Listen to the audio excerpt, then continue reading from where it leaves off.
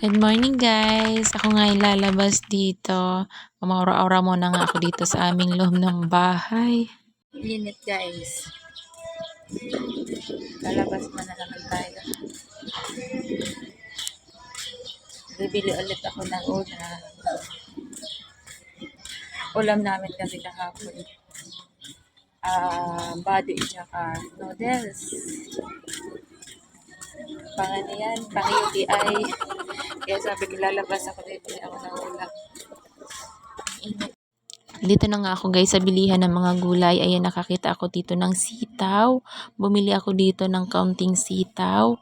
At bumili din ako dito ng kaunting okra. Ayan, sinamahan ko na rin ng kaunting talong. So, pinaghalo-halo ko lang guys yung binili kong ulam dito. At bumili din ako dito ng kaunting kamatis. So, ayan, halo-haloin ko lang yung gulay.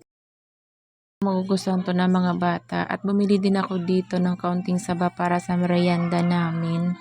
So ayan guys, pauwi na ako dito. Sobrang init talaga. Nag-init guys. Super. So ngayon guys, pauwi na tayo. Nakabili na ako ng gulay. Magugulay kami ngayon.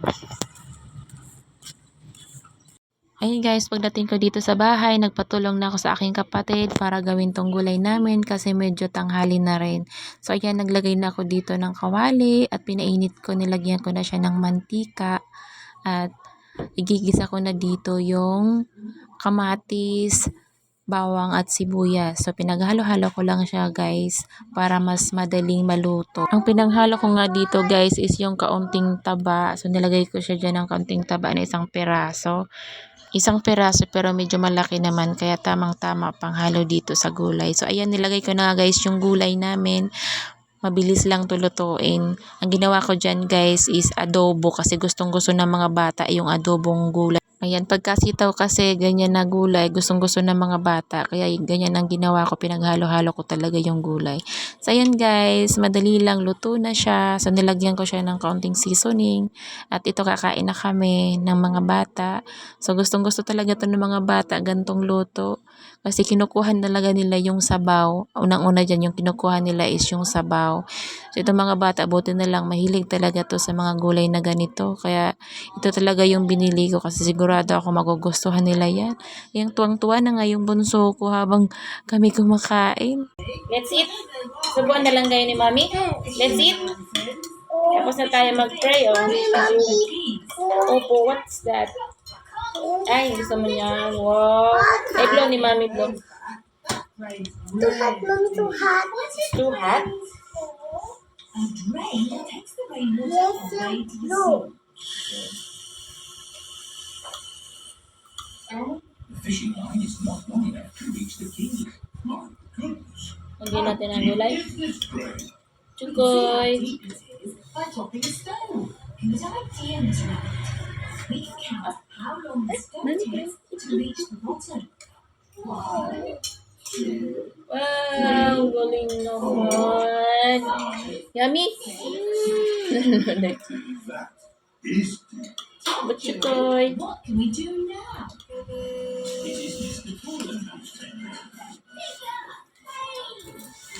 Ay, gusto ng ano yan. Gulay. Welcome to the mountain itchy spot. Okra. it's our day. May rice. Galing naman. Ayos.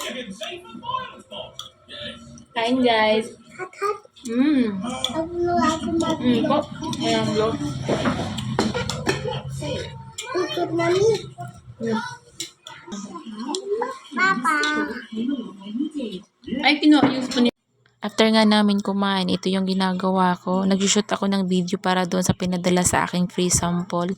Laking tulong talaga sa akin yung pagpapadala ng mga free sample sa akin ng mga seller. Laking tulong din kasi sa akin ang pag-a-affiliate ko kasi hindi mo na kailangan minsan bumili ng product, ibibigay na sa'yo kusa ng seller. Nakukuha ko talaga ng libre yung ibang item. So ayan nga, nagme-merienda na kami dyan ng saging na saba with coffee guys.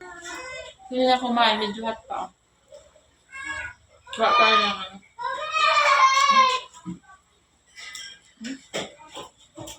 Maliit. Pa! Kami! Pa! Yung isang anak ko. Asan si kuya? Ay, ha? Blow mo na. Papuntahin mo na dito si kuya, sabihin mo mag-merienda.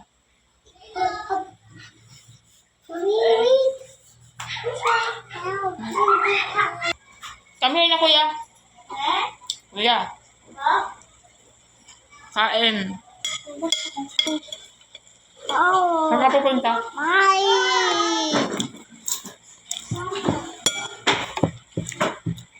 Ha? Ito na nga guys, yung binili ko kanina ng pagbili ko ng ulam namin sa tanghali. Yung binili kong saba, ito na yun na kinakain namin.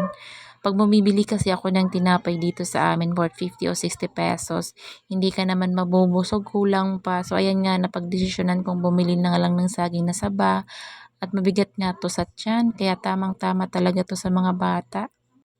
Mahilig nga itong mga anak ko sa saging, kaya yan lang ang binili ko para mas tipid nga naman kaysa sa tinapay. Kasi nga naman yung tinapay, bibili ka ng worth 50 pesos, hindi ka naman mabubusog agad-agad.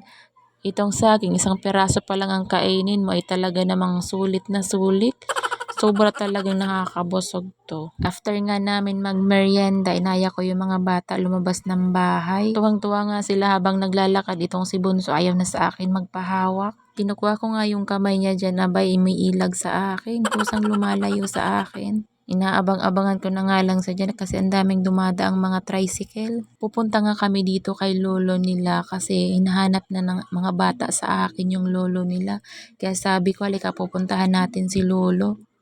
Tuwang-tuwa nga sila nung sinabi ko na pupuntahan natin si lolo. Nung isang araw pa kasi ako inaaya ng mga bata. Kaya ngayon inaya ko na para puntahan yung lolo nila. O siya, hanggang dito na lang muna. See you on my next vlog. Paaram!